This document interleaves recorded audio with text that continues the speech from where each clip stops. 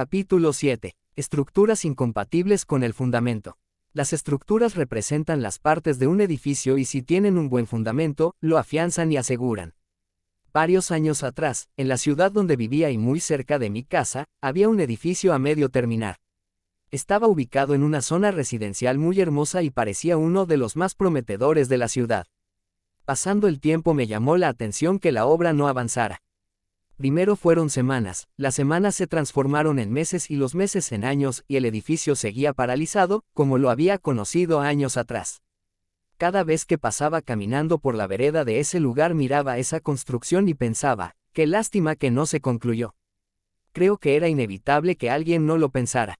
Siempre que podía, preguntaba por ese edificio esperando recibir una respuesta que me ayudara a entender por qué se había detenido la construcción. Pero nadie sabía la respuesta. Mis padres todavía no tenían casa propia y alquilaban una. Algunos meses después decidieron cambiar de vivienda por una más cómoda que se encontraba muy lejos de allí. Podría decirse que estaba ubicada al otro extremo de la ciudad. Todo esto hizo que no pasara más por allí como antes lo hacía. Al tiempo volví a caminar frente a ese edificio. Obviamente esperaba encontrarme con ese viejo recuerdo, pero mientras más me acercaba, menos familiar se me hacía todo el lugar pues habían cambiado muchas cosas. Estaba todo más hermoso y al caminar hacia el edificio me sorprendió encontrarme con aquel lugar totalmente terminado. Lo primero que hice fue comentar con una persona lo hermoso que había quedado. Pasó mucho tiempo para que lo terminaran pero finalmente pudieron acabar la construcción.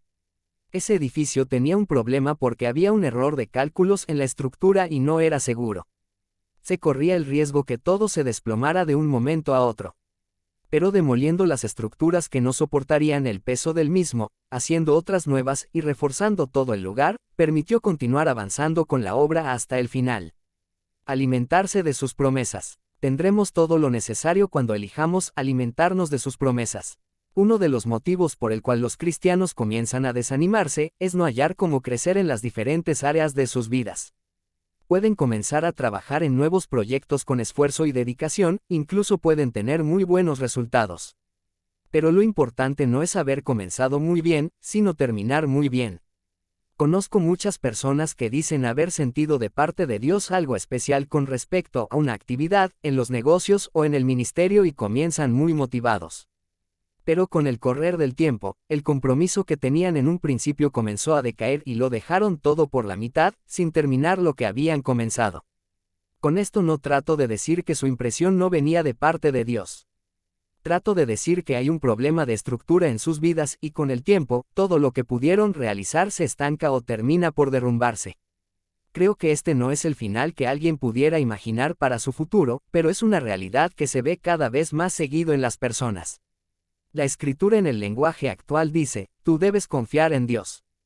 Dedícate a hacer el bien, establécete en la tierra y mantente fiel a Dios. Entrégale tu amor a Dios, y Él te dará lo que más deseas. Salmos capítulo 37 versículos 3 y 4. Cuando el rey David dice, establécete en la tierra, se refiere a que el hombre debe habitar en la tierra ordenadamente. En otras palabras, todo lo que ya hizo sin confiar en Dios y sin hacer el bien, debe hacerlo de nuevo. No podemos pretender aportar algo nuevo si no hubo antes una preparación nueva. Como creyentes debemos estar prevenidos anticipadamente para ver el fin del asunto. No con improvisaciones, sino con disposición para una acción a seguir. Tenemos que poner en Dios nuestra esperanza en cuanto al camino del deber. Esta es la única manera que podremos hallar en la tierra consuelo y ventajas que el pecado nunca nos dará. Si decidimos confiar en Dios no podemos estar inclinados a vivir como nos plazca, pues Dios nos promete que tendremos en este mundo todo lo necesario para subsistir. Cuando elijamos alimentarnos de sus promesas, Dios no negará su pan al que practica su justicia.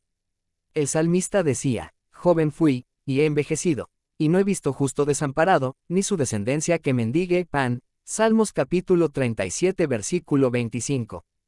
El derrumbe ocasiona molestias. Los escombros son el resultado de una mala construcción. Es doloroso ver derrumbarse algo que hemos edificado durante mucho tiempo. Las personas no quieren pasar por el duro proceso de ver en ruinas lo que construyeron durante años. Si podemos encontrar fallas en las estructuras de nuestra vida, es el momento de tomar una decisión antes que sea demasiado tarde y todo termine en ruinas. Quitar las estructuras que no sirven y reemplazarlas por nuevas que soporten el peso necesario para lo que Dios quiere realizar, nos llevará hacia una vida más abundante. No podemos pretender avanzar con una vida cargada de errores, pues la carga del pecado se hará muy pesada y nos detendrá en nuestro camino. Pero sí podemos seguir avanzando y nos disponemos a derribar esos argumentos que solo nos han hecho perder el tiempo, comenzaremos a tener resultados notables. Jesús nos enseña que su yugo es fácil y ligera su carga. Mateo capítulo 11 versículo 30. Él siempre estará dispuesto a ayudarnos en su propósito. Por lo general estamos acostumbrados a edificar con planos que no están aprobados por Jesús, planes personales, y escapan al propósito de Dios en nuestras vidas. Por eso, cuando actuamos sin su guía ni su aprobación, los resultados siempre son negativos. Lo barato siempre es caro. Porque nosotros somos colaboradores de Dios, y vosotros sois labranza de Dios, edificio de Dios. Conforme a la gracia de Dios que me ha sido dada, yo como perito arquitecto puse el fundamento, y otro edifica encima, pero cada uno mire cómo sobreedifica. Porque nadie puede poner otro fundamento que el que está puesto, el cual es Jesucristo. Y si sobre este fundamento alguno edificare oro, plata, piedras preciosas, madera, heno, hojarasca, la obra de cada uno se hará manifiesta, porque el día la declarará, pues por el fuego será revelada, y la obra de cada uno cual sea, el fuego la probará. Si permaneciere la obra de alguno que sobreedificó, recibirá recompensa. Si la obra de alguno se quemare, él sufrirá pérdida, si bien él mismo será salvo, aunque así como por fuego. ¿No sabéis que sois templo de Dios, y que el Espíritu de Dios mora en vosotros? Primera de Corintios capítulo 3 versículos 9 al 16. En estos versículos el apóstol describe los materiales del edificio de Dios, así como la recompensa respectiva de los constructores. Al decir que puso el fundamento no se refiere a la persona de Cristo, sino al mensaje del Evangelio. Por eso dice que nadie puede poner otro fundamento que el que está puesto. Nadie lo puede modificar o cambiar y todo el que predique a Cristo debe predicar lo que él predicó. Sobre ese fundamento pueden sobreedificarse materiales hermosos como enseñanzas bíblicas puras, sólidas, acendradas y rectamente trazadas que el apóstol compara con el oro, la plata y las piedras preciosas. Pero también describe otros tres materiales inútiles, madera, heno y hojarasca o paja. Tratándose del templo de Dios que es sagrado, dichos materiales son inútiles y sin valor. Aun cuando se les diera un uso corriente, la madera para puertas y ventanas, el heno para mezclarlo con barro para las paredes y la hojarasca o paja para el techado. La madera, heno y hojarasca son materiales que representan los esfuerzos humanos. Que la obra sea útil bajo la providencia de Dios, no garantiza su permanencia ni la recompensa del obrero. Cada uno de nosotros puede discutir los diferentes materiales que usa para edificar a diario. Pero llegará el día cuando la obra de cada uno será probada y cada material de los ya mencionados mostrará su calidad doctrinal y espiritual cuando pasen por el fuego. Lo más probable es que la expresión que utiliza el apóstol Pablo en el versículo 15, así como por fuego, significa salvo a último momento. Esto quiere decir que Dios evaluará la clase de vida, la influencia, la enseñanza, el trabajo, etc. de cada persona y si es hallada indigna, perderá su recompensa. Aunque él mismo pueda ser salvo. Podríamos decir que el edificio del que habla el apóstol, solo se trata del templo de Dios como un espacio físico. Pero no es así porque hace la siguiente comparación, si tomamos como referencia los versículos anteriores, el apóstol acababa de desarrollar que, somos edificio de Dios, versículo 9, para terminar diciendo, ¿no sabéis que sois templo de Dios, y que el Espíritu de Dios mora en vosotros? Versículo 16, y continúa diciendo, si alguno destruye el templo de Dios, Dios le destruirá a él, porque el templo de Dios, el cual sois vosotros, santo es. Versículo 17. Morada para su presencia. Su presencia quiere morar en nuestras vidas de manera especial. Podemos ver claramente que Dios no se refiere al edificio como un espacio físico donde el hombre puede intervenir en su construcción. Se refiere al edificio como templo y nosotros somos ese templo donde mora su presencia. Es de notar que el apóstol Pablo no usa el vocablo hieron, que incluye a todo el edificio del templo, sino naon, que denota el santuario propiamente dicho. En referencia al lugar santo y el santísimo, es decir, la parte del templo donde se manifestaba la presencia de Jehová de manera especial. Por eso encontramos al apóstol diciendo que, Él mora en vosotros. La función del templo en el Nuevo Testamento debe entenderse dentro del contexto de lo que simbolizaba el templo en el Antiguo Testamento. En este último, para los israelitas el templo simbolizaba la presencia y protección del Señor hacia su pueblo. El precursor del templo fue el tabernáculo, un templo hecho de tiendas portátil y movible. Era fácil de trasladar, esta tienda fue construida por los israelitas mientras estaban estacionados en el desierto en el monte Sinaí. Después de entrar a la tierra prometida de Canaán, continuaron conservando este santuario móvil hasta la época del rey Salomón. Este rey durante los primeros años de su reinado se encargó de la construcción del templo de Dios. Cuando se dedicó este templo, Dios bajó del cielo y lo llenó con su gloria. La Escritura lo describe así: cuando Salomón acabó de orar, descendió fuego de los cielos, y consumió el holocausto y las víctimas, animales perfectos, y la gloria de Jehová llenó la casa. Y no podían entrar los sacerdotes en la casa de Jehová, porque la gloria de Jehová había llenado la casa de Jehová. Cuando vieron todos los hijos de Israel descender el fuego y la gloria de Jehová sobre la casa, se postraron sobre sus rostros en el pavimento y adoraron, y alabaron a Jehová, diciendo: porque Él es bueno, y su misericordia es para siempre. Entonces el rey y todo el pueblo sacrificaron víctimas, animales perfectos, delante de Jehová. Y ofreció el rey Salomón en sacrificio 22,000 bueyes, y 120,000 ovejas, y así dedicaron la casa de Dios el rey y todo el pueblo. Segunda de Crónicas capítulo 7 versículos 1 al 5. El templo representaba la redención divina del pueblo de Dios. Allí ocurrían dos importantes solemnidades: los sacrificios se ofrecían por el pecado sobre el altar de bronce y el día de la expiación. Durante estos días el sumo sacerdote entraba al lugar santísimo para esparcir la sangre sobre el propiciatorio del arca para expiar los pecados del pueblo. Estos ceremoniales del templo les recordaban a los israelitas el carácter costoso de su redención y reconciliación con Dios. Es de notar que en ningún momento de la historia del pueblo de Israel hubo más de una morada de Dios. Eso le demostraba al pueblo de Israel que solo había un Dios, el Señor Jehová, el Dios de pacto. El punto central de la adoración se desplazó del templo hacia Jesucristo mismo. Porque Él, no el templo, constituye la presencia de Dios entre su pueblo.